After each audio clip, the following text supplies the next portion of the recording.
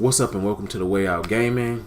In today's video we have 3Dmark Fire Strike performance test for the RX Vega. It looks like it leaked ahead of time, or some more is leaked ahead of time because, you know, some leaked before, but everybody was thinking that those were overclocked and everything. On this one, it actually tells you what the memory clock was clocked at and what the core clock was clocked at. And so on here, for all of the tests that I'm seeing right here, the core clock was clocked at 1630 megahertz, and the memory clock was clocked at 945 megahertz.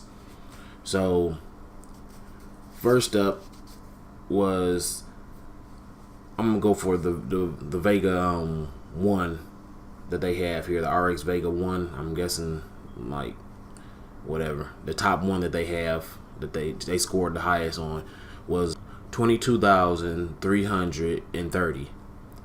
And the second up was 22,291. And the third one was 20,949. And all of these are at the same memory clock. Now the last one that I read off, it is at a lower core clock. The core clock is 1,536 megahertz. So that's kind of different. They are not telling like what all their overclocks was and everything else like that, even though they show them here, but I don't know where they started from. I don't know if they like kind of underclocked the core clock and brung it down to 1536, you know, or if it was always there. I don't really know. So the GTX was at a 1922 megahertz and a 1263 megahertz on the memory clock, and it got a 22,585 score. So that compared with the top of the RX Vega, it's not that much over the RX Vega. The RX Vega was 22,330. And the 1080 was 22,585. So it wasn't really that much higher. So it's up to you. Like I said, on the scores or in the article, it says that they don't know if this was taken from the gaming mode or the silent mode of the RX Vega. So all I know here is it says AMD RX Radeon RX Vega, and the other one is the MSI GTX 1080 Gaming X.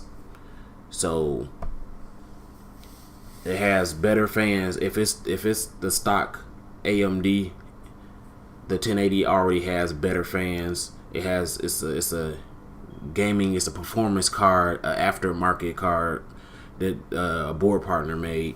So you know it has at least 2 fans in there, if not 3 or something like that. But I think MSI only make 2 fans in theirs.